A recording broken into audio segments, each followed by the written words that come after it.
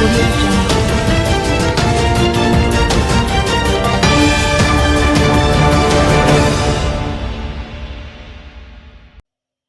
They didn't see the murder coming. Residents of the usually peaceful rural community have been left in stunned disbelief at Wednesday night's suspected murder of 21-year-old Dejeuner Graham dead and her cop boyfriend wounded.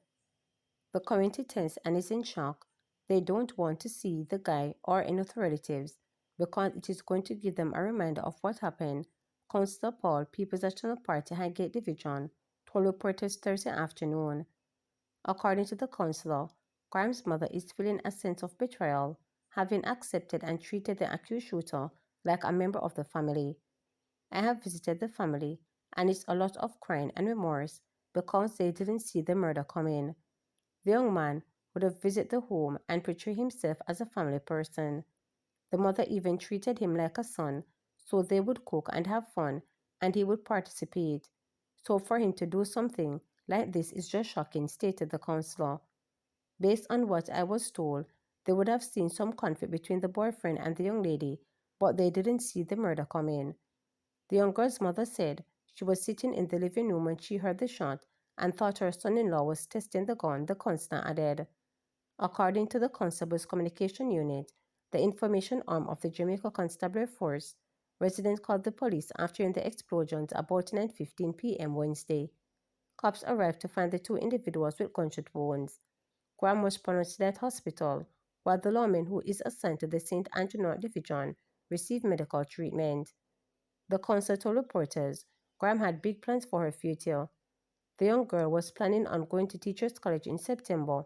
She was a teacher's assistant, and this young man allegedly just ended her life over jealousy that he can't even prove. The incident is being probed by the Independent Commission of Investigations. Motorist killed while making U-turn on Williamsfield Highway. A man died as a result of injuries he sustained in a two-vehicle crash after he attempted to do a U-turn near the exit of Williamsfield leg of Highway 2000 in Manchester on Thursday. Police identify him as Wayne Campbell, 57, a resident of Old Ports Road in the parish. A police report said about 4:50 p.m., Campbell was driving a black Mitsubishi motor vehicle westbound towards Williamsfield when he attempted to make the U-turn where the median barriers end from the westbound to the eastbound lane. A Toyota S, which was also traveling westbound, collided with the motor car. Campbell was taken to the Mount Virginia Hospital where he was pronounced dead. Police are reminding motorists to desist from doing the illegal U-turn from the westbound to eastbound lane and instead to utilize the nearby Williamsfield roundabout. Since the opening of the Maypen to Williamsfield leg in 2000, political representatives have lobbied and made promises to direct link for Poros onto the highway. Motorists traveling westbound from Kingston towards Mandeville can exit the highway at the toll gate to get to the Clarendon Park and then continue to Poros, but residents and business people have argued that this option is not convenient. Man and teen girl charged with murder of contractor in Wellington Town.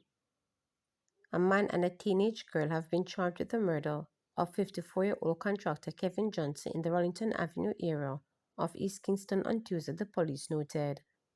The accused are 26-year-old Javon Brown of Wellington Town and a 17-year-old girl of a Red Hills Road address in St. Andrew. Her name has not been released because she is under the age of 18. Brown and the girl have been charged with murder, conspiracy to commit murder, robbery with aggravation, conspiracy to commit robbery, possession of a prohibited weapon, and unauthorized possession of ammunition. They are also charged with using a firearm to commit a felony, access to her before the fact, misprision of felony, being a part of a criminal organization, and attempting to pervert the court of justice. According to reports, Brown the teen and other accomplices allegedly lured Johnson to Wellington Avenue. Upon his arrival, he was reportedly robbed and shot. The police were summoned, and Johnson was taken to hospital where he was pronounced dead. The police say a swift investigation led to the apprehension of Brown and the minor. The East Kingston police say they are still searching for other individuals believed to be involved in the incident.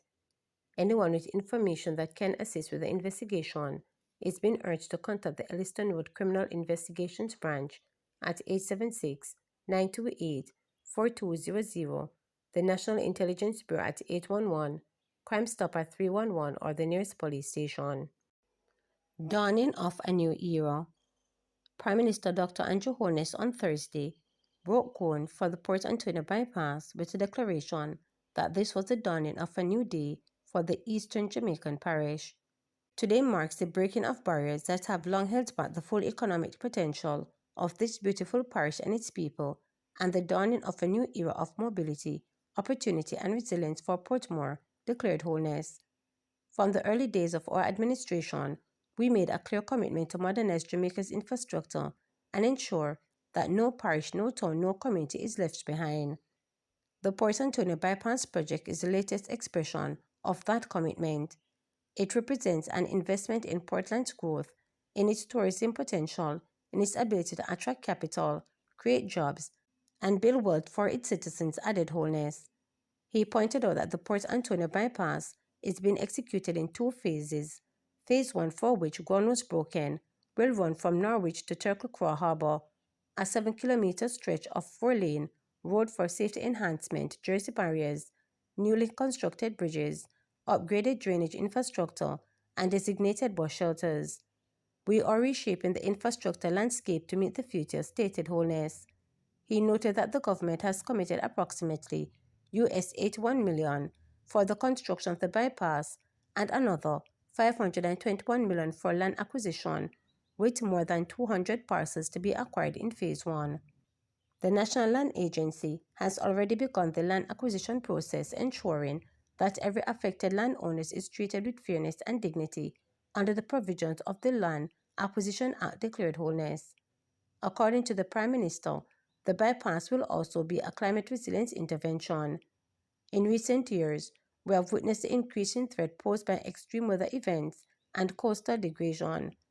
Jamaica, as a small island developing state, must build infrastructure not just for convenience but for survival.